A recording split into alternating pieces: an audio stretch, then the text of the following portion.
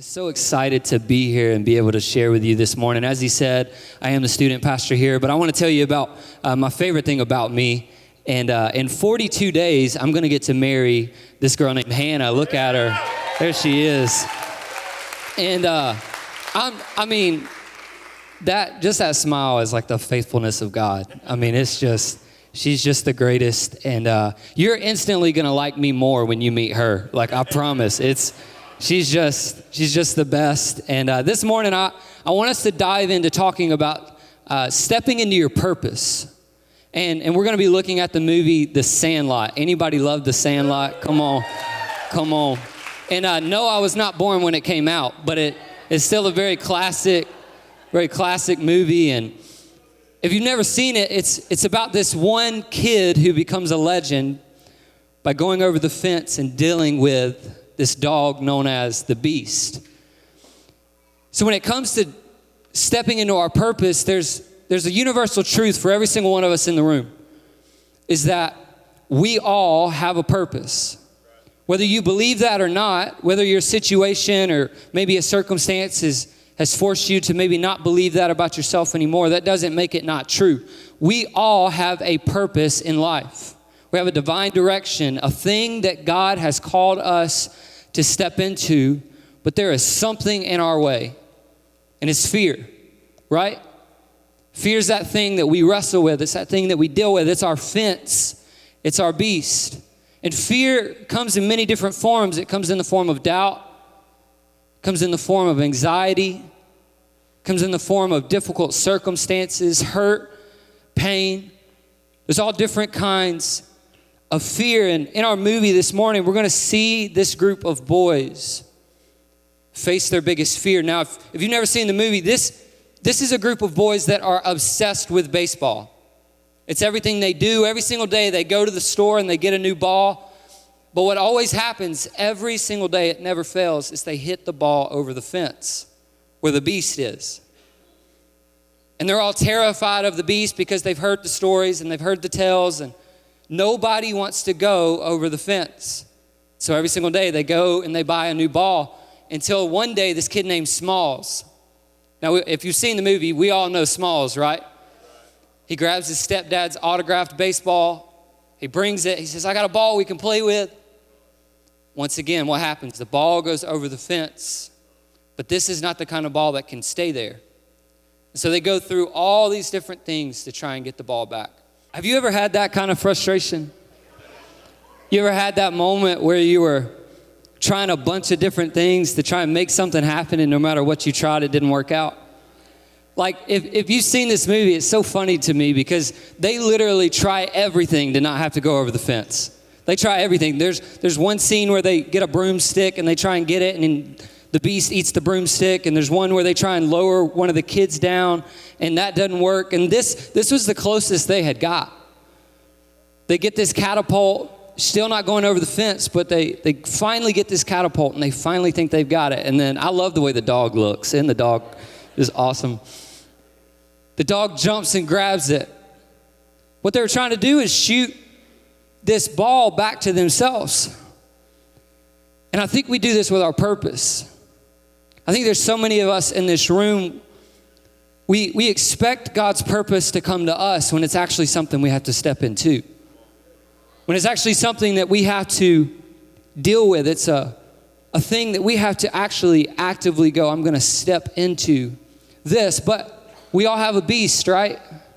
We all have a fear. We all have a fence. We all have things that we do, but we just sit around and wait and expect God's purpose to come to us. We do things like just attend church and think we're living in our truest purpose. We don't do everything God asks, but we do some things, just the things inside our comfort zone. And I think for so many of us, this is what we're waiting on. But fear constantly gets in the way, and we sacrifice a multitude of things because we're afraid to deal with our fence. We're afraid to deal with the beast. And this morning, I want us to look at a story in the Bible, and it's Abraham and Isaac. And if you know anything about this story, it is absolutely nuts. This story is insane. Abraham had the promise of God on his life to be the father of many nations. Abraham and Isaac were this father and son, and Abraham had waited 100 years for this son. He finally gets his son Isaac. He thinks, man, this is it. I finally have the thing that's been promised to me. And then all of a sudden, God says, I want to test Abraham. Abraham, I want you to take your son, Isaac, and I want you to get 2 servants. I want you to saddle up your donkey, and I want you to walk up this mountain. And I want you to tie your son up, place him on an altar, and I want you to sacrifice him. I want you to imagine Abraham had to have some turmoil, right? Like this is not a normal situation. If you think this is normal, we will pray for you after the service. This is not normal. But yet, Abraham still saddles his donkey. He gets his servants. He gets his son, and they're walking up the mountain. You have to imagine that Abraham's probably a little bit ahead with tears in his eyes, and he's probably walking and his heart's beating really fast because he knows what's about to happen. He knows what's about to take place. Even Isaac starts asking questions. Starts asking questions like, Dad, I see the fire, I see the wood, but where's the sacrifice? And this is where we're going to pick up in Genesis chapter 22. We're going to start in verse 9. It says, when they arrived at the place where God had told him to go, Abraham built an altar and arranged the wood on it. Then he tied his son Isaac up and laid him on the altar top of the wood. And Abraham picked up the knife to kill his son as a sacrifice. At that moment, it's very important, the angel of the Lord called to him from heaven, Abraham, Abraham. Yes, Abraham replied, here I am. Don't lay a hand on the boy, the angel said. Do not hurt him in any way, for now I know that you truly fear God, because you have not withheld from me even your son, your only son. Then Abraham looked up and saw a ram caught by its horns in a thicket. So he took the ram and sacrificed it as a burnt offering in place of his son. Can you imagine what must have been going through his head? Can you imagine how difficult this had to be? What's so crazy to me about this story is that the knife was in the air before the angel spoke, which means he was in the middle of the painful situation before God said something. Maybe you're in this room and you're in that situation. Abraham was in this moment. The knife was in the air. And I love what it says. It says, now I know that you love me because you have not withheld. So the question for us this morning is, what are you holding? What's the excuse that you keep giving? What's the thing that you won't do because it will cost you something great? What's that thing, that calling that you've been running from because it's above your pay grade? Because you think you're not qualified. You see, we all have excuses. We carry a bag of them through life. I don't have time. I don't have money. I don't have the resources. I don't have the ability. We carry our excuses around. We all have them. But here's something that we collectively have to realize this morning is our greatest purpose is on the other side of our greatest excuse. Our greatest purpose is on the other side of our greatest excuse. You see, the first step of living in your purpose is to lay down your excuses. It's the first step. We have to lay down our excuses. Opposition is always going to be a part of the opportunity. It's always going to be a part of it. If you are not willing to do something God has called you to do because of opposition, you won't ever do anything great. Fear is a part of life. It just doesn't have to control you. A couple months ago, a friend of mine, he called me up and he said, hey man, I want to do something big for your 25th birthday. And I know you think I'm 15. And I I immediately was like, man, this is gonna be awesome. He always plans cool things. And he said, I have fully paid for you to go skydiving. And immediately, what this means in simple form is my excuse was gone. Completely gone.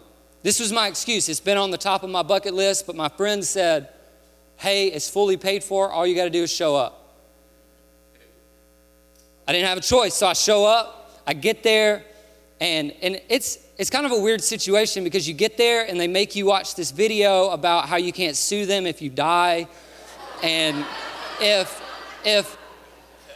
your parachute doesn't work, this is what's going to happen, and all this really life-building, life-giving things, and then you sit there for like 3 hours and you just watch the plane go up, drop people, come back down, and then finally it's your moment. So you get your harness, you get your person that's going to go with you, and then you get on the plane, and the plane is like a little minivan that they shove like 25 people in, and because of the way my luck works, I'm last. So I'm in the very back of the plane, and all of a sudden, we get up 14,000 feet, everybody starts jumping, and you hear those screams that come from here. You know what I'm talking about? Like all those screams, I see my friend jump, all this stuff, and then I shimmy my way to the end because it's kind of difficult in this little minivan, and I get to the end, and you're just kind of sitting there. And then he starts counting. 1, I close my eyes, put my head back, because that's what you do, right? I don't know why, but you do this. And then 2, I held on tight. I grabbed on. I was ready. And then he said 3, and nothing happened. And I was sitting there like, and then all of a sudden I hear him yell, go. Now I was supposed to help him jump. It didn't matter. He jumped, and we just fall out the whole thing. But what was so crazy is fear. I actually felt it leave my body. Because here's what's so crazy. This is what happened. My excuses stayed in the plane.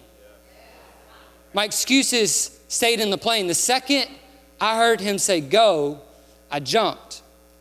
You see, some of you are waiting on God to tell you to do something. He's already said go. He's just waiting on you to jump. He's already told you, hey, step into kids ministry, but you're afraid because you feel not qualified and all that stuff. But God has already said go. You just have to jump. Some of you need to realize that when God says go, you have to jump. If you hold on to your excuses, you will miss out on God's purpose every single time. Every single time. This is what you have to realize. He wants you to jump. He's already said go. The second step of living in your purpose is to stop waiting on it all to make sense. You've got to stop waiting on it all to make sense. So maybe you're like me. When I was making a decision to follow Jesus, I avoided my purpose for a really long time. I avoided it in 3 ways. Number 1, I stayed distant. I stayed away from everybody and everything that I felt would get me closer to it. So I didn't attend a small group. I just came and filled a seat at church. I didn't serve anywhere. I never got on stages. I never did any of those things. I just avoided anything, and I stayed distant. I stayed away from all the things that I felt would get me closer to that purpose. Number 2 is I made my own plans. I said, God, I don't want to do it your way. God, I want to spend my time how I want to spend it. God, I want to spend my money how I want to spend it. God, I want to do what I want to do. I want to make my own plans. I want to live wild and free. I want to do what I want to do. It's a surefire way to avoid your purpose. And then the third thing, and I think this is what most of us do, is we only step into things that make sense. We only step into things that make sense. So if it doesn't make sense, I don't trust it. We stay in our small-mindedness and we put our version of God in a box and we say, God, you stay right there. I just don't want to do that. If you applied this to everything in your life, you would never do anything. Me and Pastor Luke were talking about this week. You would never drive a car. You wouldn't eat certain food. You definitely wouldn't go to Disney World. None of those things make sense, right? In the beginning, none of those things make sense, but yet you still do them. I think it's so true for every single one of us to realize, man, a lot of the things God's going to call us to do don't make earthly sense. Abraham having a son at 100 years old didn't make earthly sense. Abraham, go and sacrifice your only son on a mountain, and I'm not even going to give you an exact reason. Doesn't make earthly sense. But that's not what Abraham's waiting on. He just has to step and be faithful. A friend of mine, that's actually the same guy that took me skydiving, we were hanging out with a couple friends, and we decided to go do this thing called Breakout Birmingham. And what it is it's this thing that you pay a pretty good bit of money, and you and your group of friends get locked in a room for an hour, and you have to use all the clues and different things in the room to get yourself out. And so we're locked in this room. You have an hour. We're all like fighting. We're doing all these clues, and these things are really difficult. There's a certain point in every breakout room where you kind of get stumped. All the clues aren't making sense. Everything's not adding up. And as you see, we're all working, and my friend decides to sit down and relax. And what you don't see is he's actually watching the clock. He's just staring at the clock because he was over it. It didn't make any sense. The clues weren't adding up. So he just sat and watched the clock. What's so sad is there's so many of us living our life that way. There's so many of us living our life like that. We're sitting and we're letting time pass us by because things get difficult and because the situation that we feel God's calling us to might be too big for our brains to comprehend. So we just sit and we watch the clock and we let the years pass by. And we let the years pass by, and we say things like, well, I don't think I can do that. I don't really want to step into that. We just sit. We just attend, we just fill a seat, we just watch the clock. And we let God's purpose pass us by time and time again. We can't keep avoiding and waiting on it all to line up. We can't. That's not faith. This is what faith is. Faith is the reality of what we hope for and the evidence of things we can't see. It's never gonna all make sense. I dealt with this in my own life in moving to Florida. Everything was great for me. Had a good job, I'd just gotten engaged, just bought a condo. Everything that could have been great in that situation was great. But then God told me I needed to move to Bradenton. And here's the thing, I was terrified because it shook up my plans. Because it didn't make sense. Because I knew I was going to have to deal with family members telling me, this makes no sense. You're about to get married. You just bought this place. But here's the thing, I'm here. Why? Because I've seen God do it.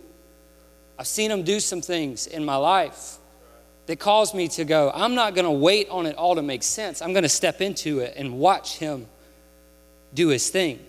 I'm going to step into it and just watch it unfold one step at a time. If God showed you the whole thing, you definitely wouldn't do it. If God showed you the whole plan, you would never get close to it. But what God does is God says, no, I just need a step. I just need a step from you. This is what it is. It's laying down your excuses, and it's deciding to stop waiting on it all to make sense. And the third thing is this, is we have to decide what to focus on. We have to decide what to focus on. Our focus will either hold us back or move us forward. If we focus on the beast, we'll never go over the fence. If we focus on the thing, the difficulty, the pain, we'll never step into God's purpose. If we just look at what it's going to cost us, we'll never see the reward. We'll never see the thing that God has for us. And here's the key. It all comes down to how we see God. It all comes down to how we see God. Abraham had seen God's faithfulness before. So when God said, Abraham, I need you to go and sacrifice Isaac, he could step into it knowing God will provide. I've seen God do miraculous things in my own life. I had a situation that actually shook my faith more than ever. About a year and a half ago, I couldn't sleep at night. And it didn't matter how hard I worked. I would work every single day, every single moment, just try and make myself tired. But when I'd get home, I couldn't sleep. And so talked to my mom and fiance, and I decided to go to the doctor, and I get to the doctor, and he gives me these pills, and he says, hey, you need to sleep more, because he's brilliant, right? Like, that's why they make so much money. It's awesome. And he was just the best. And so obviously I get home and it doesn't work out. I still can't sleep. Doesn't matter what I was taking. I still couldn't sleep, and I was frustrated. So my fiance and my mom works at a hospital in Birmingham, and she said, why don't you go see this doctor at my hospital? And it was an oncologist. And I had already seen God remove cancer from my sister twice. So I was fully prepared. I went in smiling. I mean, I was like, man, this is about to be awesome. This is about to be great. And I do all this lab work, and I sit down, and I am fully prepared for whatever this doctor's about to say. And he looks at me, and he says, Rye, you have a severe immune disorder, and we need to start treatments. Okay, let's do it. Fast forward to the moment where I get to my treatment, and this treatment was called the drip, which I just think is super cool and has nothing to do with the story. But I sit down, and the way this thing works is it's 6 hours in one chair. 6 hours just sitting in one chair hooked up to a machine. And it's the same room that they do chemo and they do all these different things in. And I'm just smiling, just like, man, this is awesome. I sit down in my chair, I'm smiling. My nurse comes over, and all of a sudden she starts telling me all these stories. And she says, there's a lady in here that only has 3 weeks to live. And she says, you're the youngest in this room by 30 years. You may be the youngest we've ever had. And then she tells me to keep my smile. You see, I tried to fight it off, but fear was in the room. Pain was in the room. I had sickness, and still do, in my body. I had something that I was going to have to withstand. I knew it. I knew from that moment forward, I'm going to have to withstand something. My worship pastor at the time, he had given me this song, and he told me when I sit down, I need to listen to the song. So I put my headphones in because it's 6 hours. I had nothing else to do. And I click play, and I hear the words. It may look like I'm surrounded, but I'm surrounded by you. It may look like I'm surrounded, but I'm surrounded by you. And I made a decision that quick. And my decision was my perspective. I knew I was going to have to withstand something. I knew there was going to be something that I was going to have to deal with for the rest of my life. But my decision was going to have to be made. I decided to focus on what I'm going to stand with. You see, the goal isn't to focus on what you have to withstand. It's to focus on what you're standing with. It's to focus on what you're standing with. If you show me what you're standing with, I can tell you what you can withstand. You see, here's the thing about our God. Our God is limitless, and so are the fences he can go over. There's not a single thing that you can put up next to our God that our God won't win, that our God won't succeed in. And I need you to know today that if you have a pain, if you have a hurt, if you have a struggle, if you have something that you're facing, if you will begin to focus on what you're standing with, God will overcome what you have to withstand. See, here's the thing about Abraham that I think is so powerful. He had the promise of God. If the promise of God is with you, the problem can't defeat you. You need to know the promise of God is in your life. If you will read your Bible, you will realize very quickly that the promise of God is available to you. He's speaking it over you. You just have to focus on what you're standing with. I know that every single one of us in this room, we all have problems. We all have pain. We all have things that we're dealing with. We all have stuff, right? Like life is just full of stuff. But when we put our stuff next to God, there's no comparison. What's so funny about this movie to me is that when the kids actually see the dog, when they see the beast for what it is, it's really not that big. It works the same way with fear. When you truly see fear, and the thing that you've been afraid of your whole life next to God, you'll choose God every time. You'll realize very quickly, there is nothing I can't step into. There's nothing that I can't do. So the question this morning is, why not now? Why not right now? Some of you in this room, man, you've been waiting on it all to make sense. You have all your excuses about God. You have all these things, and God is just asking you this morning, why not step into a relationship with me right now? Why not now? Look, it's never all gonna make sense. You're not gonna instantly know everything about God. If you did, your God's too small. Here's the thing, God just wants faith. And he only asks you for about that much. Man, God just wants you to step. He wants you to trust him. I want everybody to bow their heads and close their eyes. If you're in this room this morning and you say, Pastor Rye, I want to make that decision to step in faith. I want to make that decision to say, I want to give my life fully to God. It doesn't all make sense, but I know that Jesus died for me. If you don't know this morning, Jesus is obsessed with you. He ripped back heaven to come and meet with you. He knows your name. He died for you, not the person next to you, you. So you can pray a prayer just like this at your seat. Just say, Father God, I give you my life. I give you my excuses. I give you my pain. I give you my hurt. And I ask you to have your way. Thank you for dying on the cross for me. I give you my life.